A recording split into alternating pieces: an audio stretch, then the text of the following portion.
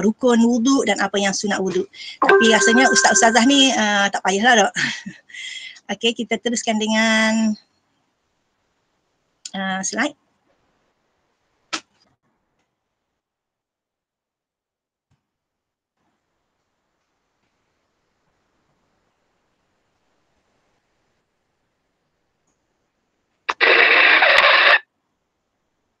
Okey, sepintas lalu kita bacakan hadis Nabi SAW yang bermaksud sesungguhnya perkara pertama yang akan dihisap pada setiap orang di hari kiamat ialah solat fardu. Sekiranya telah disempurnakan. Jika tidak, akan ditanya adakah mereka melakukan solat sunat. Jika ada, disempurnakan solat fardu tadi dengan solat sunat, kemudian dilihat amalan fardu yang lain. Ini juga hadis Nabi yang menjadi satu peringatan kepada kita tentang kewajipan bersolat sempurna lah. Kalau tak sempurna maknanya dia akan ditampung oleh solat-solat amalan, solat-solat sunat. Andainya tidak sesempurna lagi, maka amalan-amalan yang kita yang lain, contohnya kita pernah menunaikan haji, kita menunaikan zakat, kita baca Quran 30 kali khatam dan sebagainya, tidak akan dipandang oleh, tidak akan dilihat sekiranya solat fardu tidak diterima. Maknanya pokok utama adalah solat fardu. Mesti sempurna. Maknanya khusyuk lah. Okay. Ini hadis Nabi. Seterusnya kita pergi kepada wuduk khusyuk. Okey, sekarang ni dah masuk wuduk khusyuk. Seperti mana yang kita buat kesimpulan lah, maknanya untuk mencapai solat khusyuk mesti wuduk tu khusyuk juga. Dia tak boleh nak pergi datang-datang tu dengan keadaan yang solat khusyuk ni. Dia bermula daripada taharah yang sempurna tadi, lepas tu dengan wuduknya yang khusyuk akan jadilah, akan tercapailah solat yang khusyuk. Okey, untuk wuduk khusyuk,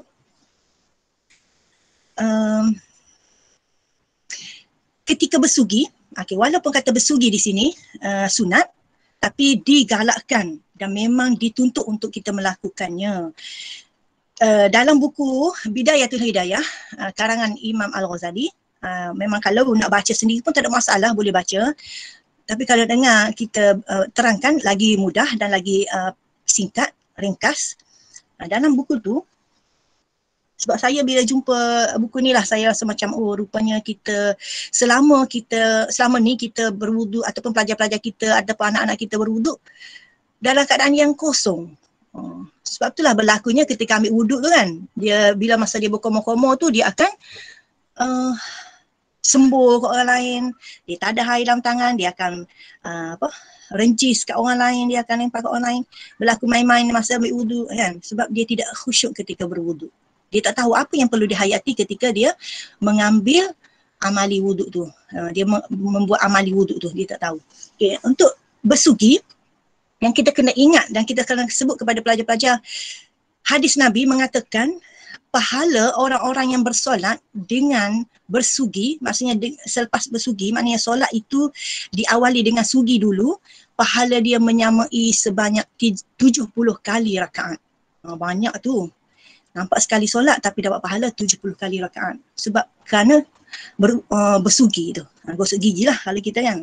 Tak kira dia nak guna gosok gigi ke, dia nak guna siwak ke. Ataupun dia mungkin tak ada dua-dua kan.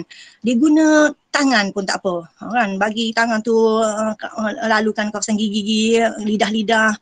Janganlah ada masa solat tu ada terasa makanan-makanan yang perisa-perisa air, minuman sirap ke, oreng ke, jagung dan sebagainya. Maknanya bagi tak ada makanan-makanan dalam mulut kita. Okey, hadis Nabi lagi berkaitan dengan sugi. Hadis Nabi kata, Rasulullah bersabda, jika tidak memberati umatku, nescaya aku akan wajibkan mereka bersugi setiap kali nak bersolat. Tu kalau ikutkan nak wajibkan kan, tapi tak, sebab Rasulullah tak wajibkan lah, cuma kalau boleh nak cerita, kalau tidak memberati umatku. Okay, maknanya kita kena beramal lah dengan sugi ni. Kalau boleh bawa buah gigi tu dalam beg kan, beg kita, beg tangan kita, seperti mana kita bawa handphone selalu, macam pelajar-pelajar kita pun bawa beg sekolah dia kan, buah gigi. Okay. Seterusnya basuh kedua tangan.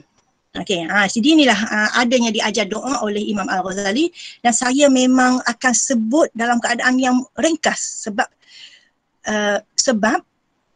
saya tidak akan baca macam ayat.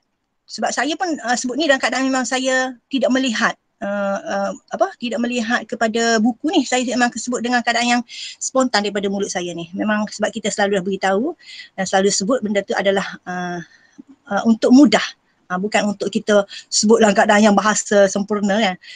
Okey, basuh kedua tangan ni, doa yang diajar oleh Imam Al-Ghazali dalam buku tu, Bidayatul Hidayah tu adalah, Ya Allah ya Tuhanku, ketika kita gosok-gosok kedua tangan kita tu, doanya adalah, Ya Allah ya Tuhanku, berkatilah hidupku.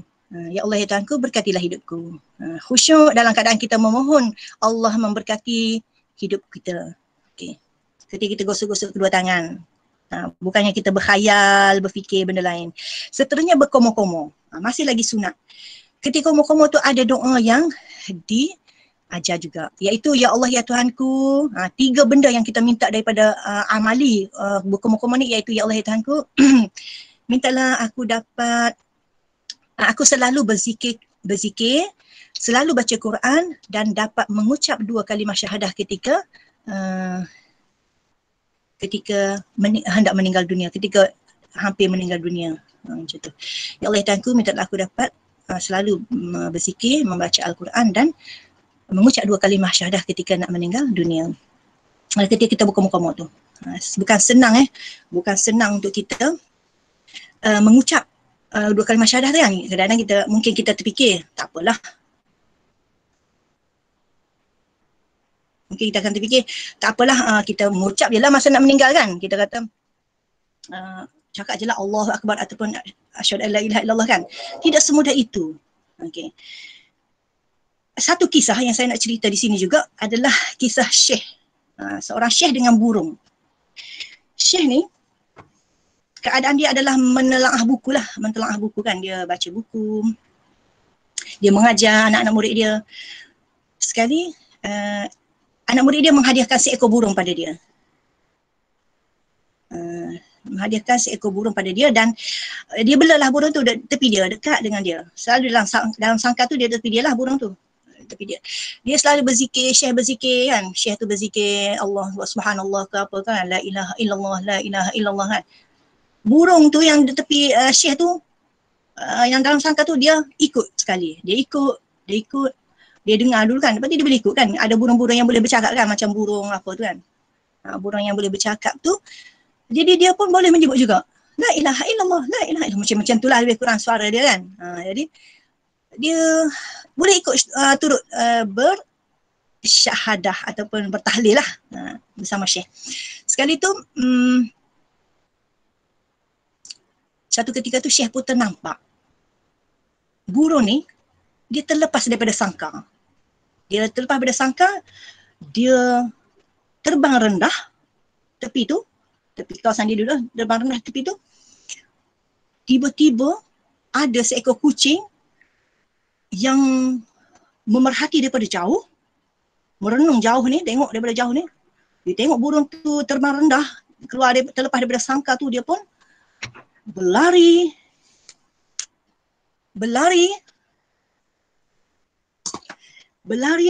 laju menerkam dia punya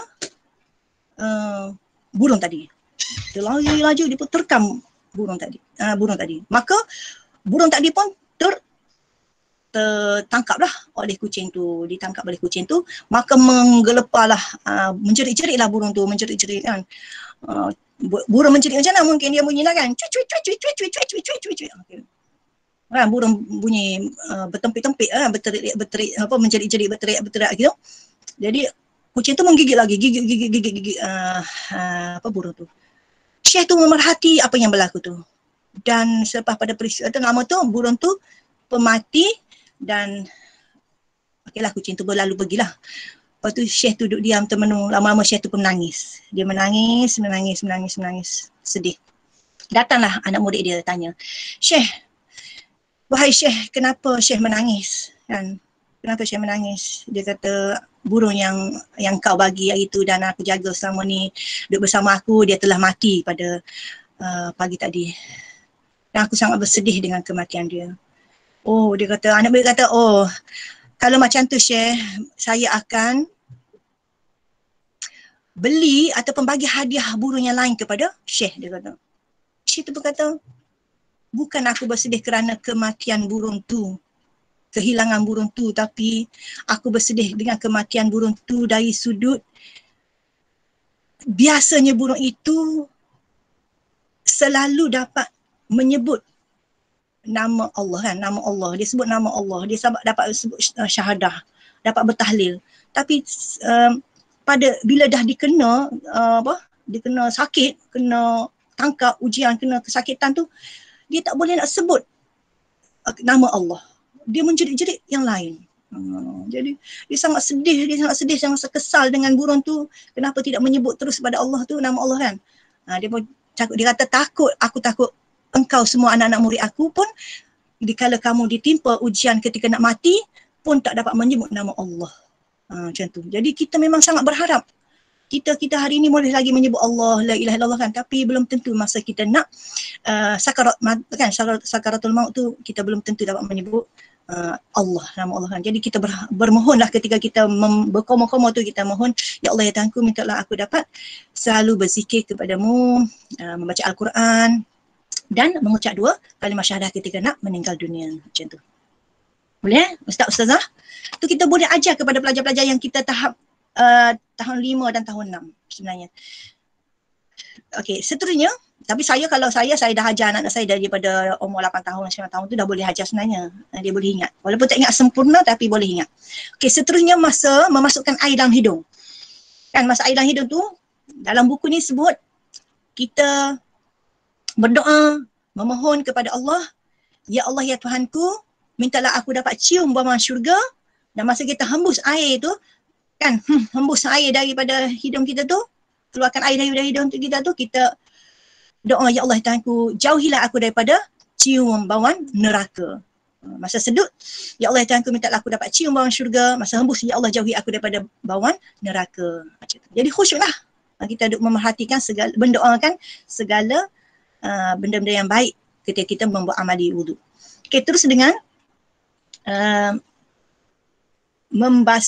berniat dan membasuh kedua muka, membasuh muka.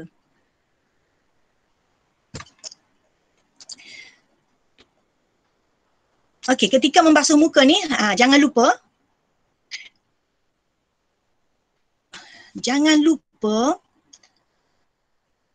berniat. Kadang-kadang kalau dah kita ajar,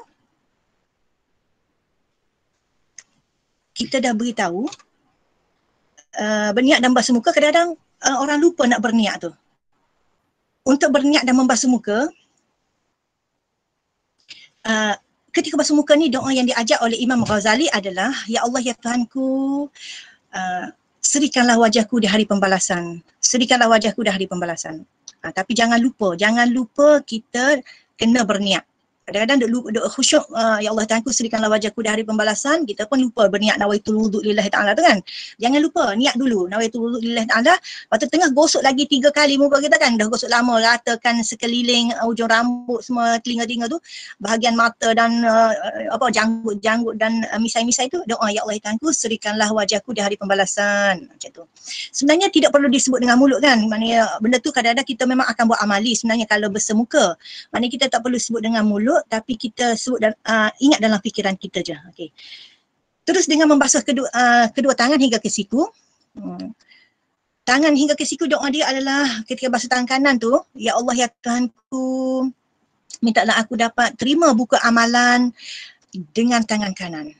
Ya Allah ya Tuhanku, mintalah aku dapat terima buku amalan dengan tangan kanan. Bila basuh tangan kiri hingga ke siku tu, ya Allah ya Tuhanku, jauhi aku daripada terima buku amalan daripada tangan kiri. Ya Allah ya Tuhanku, jauhi aku daripada terima buku amalan daripada tangan kiri. Gitu. Okey, teruskan lagi dengan membasuh sedikit kepala. Okey, membasuh sedikit kepala ni ada 4 perkara yang kita doa kepada Allah, mohon kepada Allah. 4 kepala pula. 4 perkara tu adalah, ya Allah ya Tuhanku, rahmati aku. Lepas tu, berkati aku. Lepas tu, mintalah aku dapat berada di bawah naungan arash. Dan yang keempat adalah tidak disentuh oleh api neraka. Rambutku tidak disentuh oleh api neraka. Ya Allah Tuhanku, berkatilah aku, rahmati aku. Terbalik-terbalik tu kan, tapi tak apalah, terpulanglah asalkan tak datang empat-empat perkara tu, datang dua pun tak apa kan. Ya Allah Tuhanku, berkati aku, rahmati aku, mintalah aku dapat duduk bawah naungan arash dan mintalah rambutku tidak disentuh oleh api neraka. Okey. Naungan arash tu kan, kita layaklah sebab di antara golongan yang duduk bawah naungan arash ni adalah salah satunya selain pada pemimpin yang adil semangat kan, ialah hati terikat dengan masjid. Ada lelaki yang hatinya terikat dengan masjid. Mana kita terikat dengan masjid tu tanda dia antaranya adalah solat, majlis ilmu, majlis zikir dan sebagainya. Okey, terus dengan membasuh kedua telinga. Ya Allah Tuhanku, mintalah aku dapat mendengar perkara yang baik dan ikut. Ya Allah, mintalah aku mendengar perkara yang baik dan ikut. Kadang-kadang kita dengar perkara yang baik belum tentu ikut. Kadang-kadang kita tak diizin untuk mendengar perkara yang baik. Macam sekarang ni pun belum tentu ni. Kadang-kadang ini antara kelemahan online adalah mungkin dia online je kan. Kadang-kadang dia tutup dia ke lain-lain kan, dia tutup kamera tu, dia pun pergilah lain ataupun dia tutup suara. Kadang-kadang lah berlaku. Kadang-kadang saya pun kalau macam yang tak penting kita pun macam tu juga. Tapi kalau benar-benar kita benda yang baik kita dengar kan, kita dengar, tak masuk semua pun masuk sikit-sikit. Okey, ketika membasuh leher, ni dalam buku ni dia biasa kita tak buat lah, kalau mungkin dalam silibus kita tak ada pun basuh leher. Tapi kalau dalam buku Bidayah Hidayah ni dia adalah sebut kan. Jadi kita masukkan juga, nak buat tak nak buat terpulang untuk leher ni. Jadi dia kata, jauhi aku daripada belenggu rantai neraka. Okey, ketika membasuh kaki, doa juga kepada Allah, ya Allah Tuhanku, minta teguhkanlah kakiku ketika melintasi sirat. Teguhkanlah kakiku ketika melintasi sirat. Macam tu. Okey, berakhirlah wuduk khusyuk. Jadi sini biasanya kita akan buat amali, pelajar-pelajar akan ulang balik secara spontan. Dan kalau tak ingat kita akan bantu sampailah mereka ingat. Biasanya insya-Allah dia akan ingat. Sebab kita buat latihan dan beberapa kali kita cuba lagi dan insya-Allah ingat. Boleh? Setakat ni saya untuk wuduk khusyuk dah berakhir. Saya rasa cuma okey, dalam wuduk khusyuk ni kita sambung sikit lagi ya. Inilah kelebihan-kelebihan yang ada dalam wuduk. Kita tengok dari sudut kesihatan, dari sudut terapi ataupun dari sudut sains. Kalau bersugi tadi, tiada kotoran. Dah bersegar mulut kita kan, bersih gigi semua. Yang ni kita lalu dengan cepat. Sebab ini kalau tak tengok pun, tak minta pun memang dia akan dapat. Secara automatik dia akan dapat. Dia panggil bonus. Basuh kedua tangan ni, hindar penyakit bakteria, celah-celah kuku. Urat saraf meningkat. Peredaran darah lancar. Terus kita laju sikit minta maaf sebab masa pun macam ngam-ngam lepas ni. Berkomo-komo, ni. Untuk orak-orak wajah. Untuk lebih cantik memang kena berkomo-komo. Sebab biasa kita bersenam badan. Kita main badminton ke, bola jaring ke, jogging ke, lupa kadang-kadang untuk muka, untuk mata. Sebenarnya kalau kita baca buku Jerry Degree, dia ada senaman mata. Ataupun kalau berkomo-komo ni pun senaman pipi-pipi kita tu kan, kena kembang-kembang macam apa, bibir-bibir kita muncul ke depan, ranga semua tu, memang dia boleh menjadi orak-orak wajah kita lebih segar lah. Okey, mas air dan hidung, semua debu-debu akan bersih daripada hidung kita. Okey, terapi wuduk untuk muka.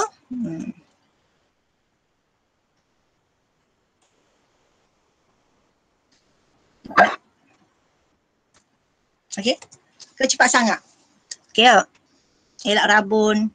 Tapi sebenarnya benda ni tidak perlu kita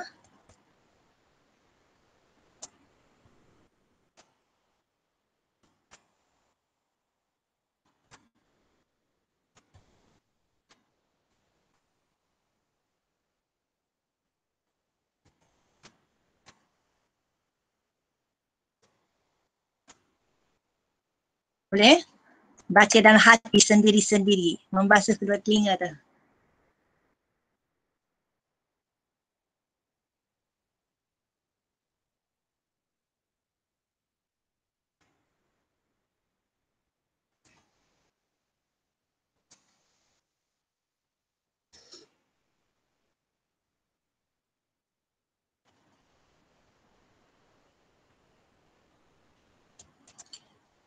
Okey. Jadi inilah hasil daripada wuduk yang khusyuk. Kalau kita tengok yang pertama itu mendapat wuduk yang sempurna. Memang mendapat wuduk yang sempurna sebab apa? Sebab kita buat ambil wuduk tadi dalam keadaan kita macam satu persatu kan, perlahan-lahan sambil doa. Jadi kita boleh buat dalam keadaan yang 3 kali, dalam keadaan yang tenang, tidak kalut, tidak cepat. Jadi wuduk kita sempurna, rata seluruh seluruh tempat dia lah, dia punya had dia tu kan. Mendapat penghayatan, sebab kita duduk doa tadi, minta supaya berkat, minta supaya dapat mengucap berkat syahadah, dapat zikir dan sebagainya. Dapat penghayatan tu, kita doa dengan Allah. Yang ketiga mendapat terapi ataupun fadilat, kesihatan. Yang kita sebut tadi lah, yang kita tengok kan, secara automatik kita dapat benda tu. Dan yang keempat, gugur dosa kecil. Ada hadis Nabi mengatakan, anggota wuduk, segala dosa-dosa kecil anggota wuduk akan gugur kalau kita ambil wuduk. Mana dosa kecil kalau kita tengok di bahagian apa? Kalau kita tengok balik kan, kejap kita tengok balik tempat ni.